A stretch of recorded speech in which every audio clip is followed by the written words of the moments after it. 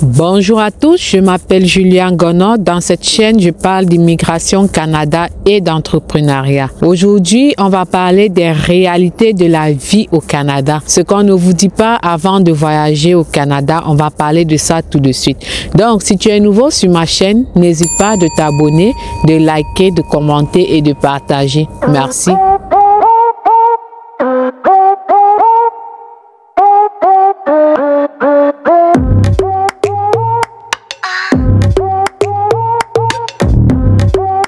Alors, on va parler des réalités sur la vie au Canada, ce que généralement on ne sait pas avant même d'immigrer au Canada. On va parler premièrement des salaires, ensuite du coût de la vie et pour finir du climat au Canada. En effet, lorsque nous sommes encore dans nos pays d'origine, on nous compte généralement des bienfaits du Canada. On nous compte toute la beauté du Canada. Combien de fois c'est un pays d'opportunités, un pays de rêve, un pays où la vie est tellement belle, un pays où les gens ne souffrent pas beaucoup, un pays de rêve en fait. Ce qui entraîne plusieurs personnes à croire qu'une fois arrivés au Canada, leurs vies vont radicalement changer. Ils vont devenir riches en un laps de temps. Tout ce qui est dit sur le Canada est certes vrai, mais à côté de tous les points positifs qu'on peut avoir au Canada, résident des points négatifs. Les deux vont de pair. Premièrement, en ce qui concerne les offres d'emploi, on ne vous dira jamais que lorsqu'on affiche une offre d'emploi, si le salaire requis n'est pas par exemple le salaire minimum, que le salaire affiché est au-dessus du salaire minimum reconnu au Canada, on ne vous dira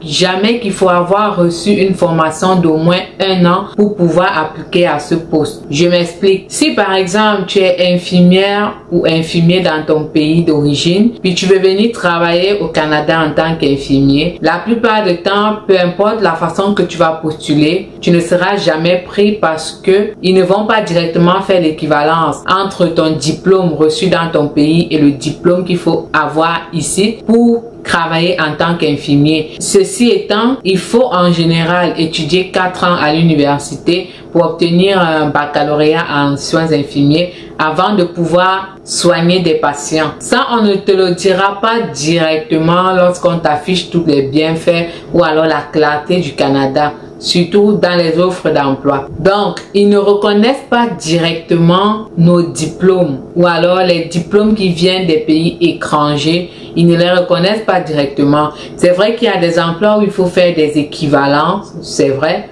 Bien évidemment, tu peux faire des équivalences avec le diplôme que tu as eu dans ton pays, mais la plupart du temps, il y a la majorité des emplois, il va te falloir des formations déjà ici. Donc, en quelque sorte, de façon logique, pour être infirmier ou infirmière au Canada et pouvoir exercer, il va te falloir un diplôme requis au Canada. Si tu es déjà diplômé dans ton pays d'origine, tu vas faire des équivalences et puis tu vas venir ici subir une formation supplémentaire. De toutes les façons, tu ne pourras jamais exercer dans ce métier sans toutefois avoir étudié ici. Ça, c'est un exemple et il y en a plein d'autres. J'ai même des gens qui m'écrivent dans mon inbox me disant « Julia, je suis soudeur dans mon pays, j'aimerais venir travailler au Canada, comment faire pour appliquer et tout cela ?»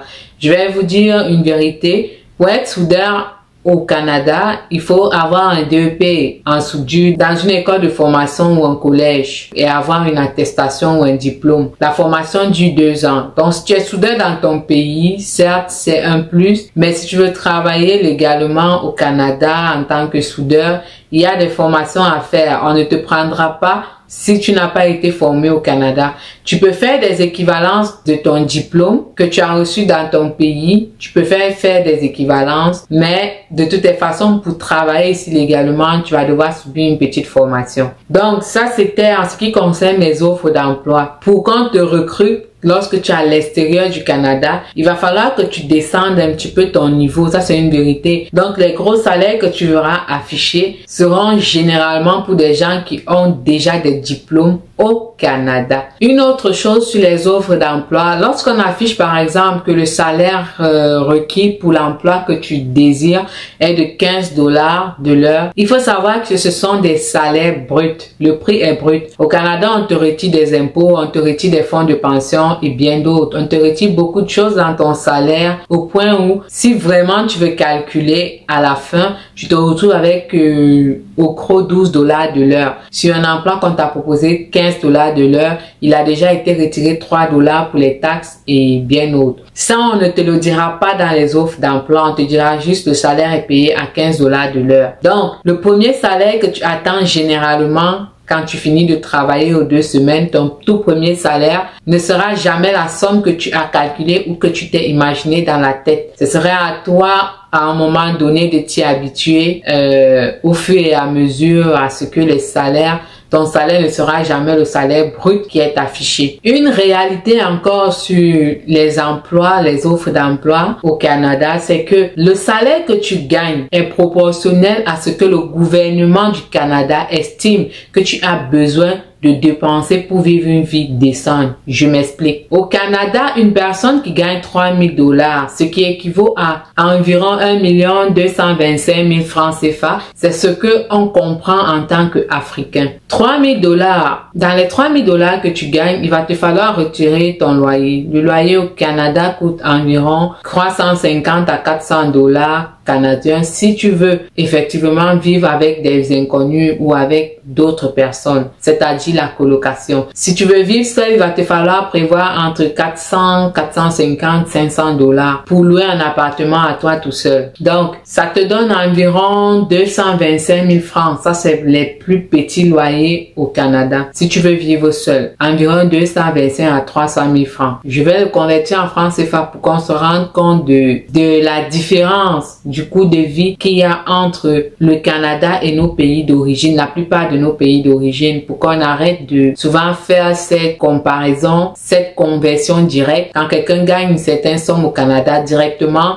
il le convertit en francs CFA, il imagine tout ce qu'il pourrait faire dans son pays d'origine. Bon, pas forcément en francs CFA, mais il le convertit à la monnaie de son pays pour s'imaginer tout ce qu'il pourrait faire avec cet argent dans son pays d'origine. Ça ne fonctionne pas de même ici. Donc, je disais, pour quelqu'un qui a un loyer de 400 $ à payer, ces 400 $ seront retirés dans ces 3 000 $ qu'il gagne. Il aura la nourriture qui va lui coûter environ 300 $ le mois et tout. Les 600 $ seront retirés dans l'argent qu'il gagne.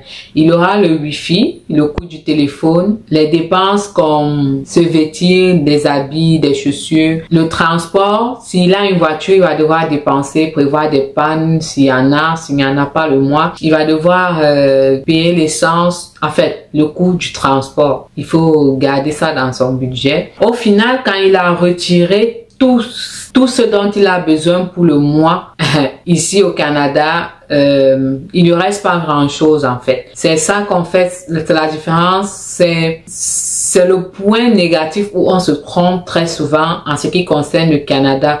Les salaires sont élevés, mais c'est proportionnel à ce que tu dois dépenser. Maintenant, on prend quelqu'un qui vit en Afrique, gagne par exemple en francs CFA 500 000 francs CFA ou 250 000 francs CFA. Lui, par contre, s'il loue, il va lui falloir autour 50 000 pour la location. S'il loue, bien sûr, avec les frais d'électricité et autres. La nourriture ne sera pas plus de 100 000 francs CFA s'il vit seul, et il aura encore aussi quelque chose en retour pour pouvoir faire ses économies. En réalité, ce que j'essaie de démontrer, c'est tout simplement, comme je l'ai dit au début, la somme d'argent que tu gagnes au Canada comme salaire est proportionnelle à ce que tu pourrais dépenser pour vivre. Là, j'ai pris l'exemple de quelqu'un qui est en location. Il y en a qui payent, il y en a qui ont une maison au complet ici. En leur nom, les frais pour payer une maison revient encore beaucoup plus cher que quelqu'un qui est dans un appartement. Parce qu'il y a beaucoup de petits trucs qu'il devra payer, l'électricité également, les rénovations, les réparations. Il y a beaucoup de choses que quelqu'un qui loue n'a pas besoin de dépenser en fait. Ça, c'était en ce qui concerne l'emploi et le coût de la vie au Canada. Des fois même pour pouvoir rejoindre les deux bouts, il y en a qui s'obligent ou qui s'infligent 2 à 3 boulots à la fois. Ça, ce sont les réalités du Canada.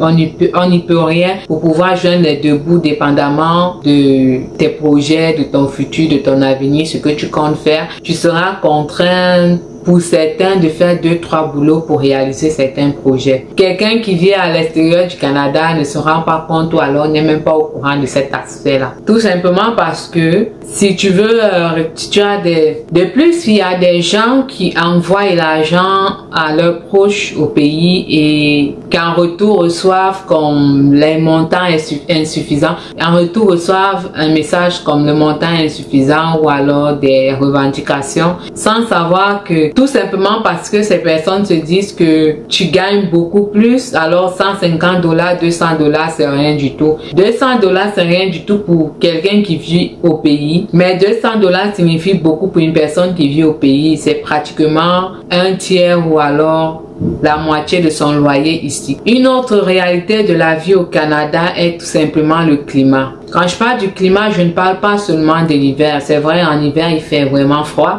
Les Canadiens disent frais.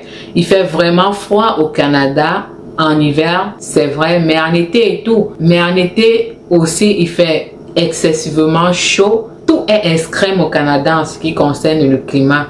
Lorsqu'il fait chaud, tu as chaud. Lorsqu'il fait froid, il fait vraiment froid. C'est comme tout est en excès et difficile à supporter au Canada. En ce qui concerne le climat, vraiment, c'est quelque chose que pour t'adapter, ça va prendre du temps. Et même si tu as 10 ans au Canada, le climat sera toujours un facteur un petit peu négatif en ce qui concerne la vie au Canada. Pour finir, je ne dirais pas que tous ces facteurs rendent la vie au Canada impossible ou alors irréalisable, mais seulement ce sont des défis que tout étranger, je dis bien tous sans exception, tout étranger rencontre au Canada. Néanmoins, le Canada reste et demeure un beau pays, une grande opportunité et une bonne stabilité de vie. Merci de m'avoir écouté jusqu'à la fin. Si tu es nouveau sur ma chaîne, n'oublie pas de t'abonner, de liker, de laisser un commentaire et surtout de partager. On se voit à la prochaine vidéo. Merci.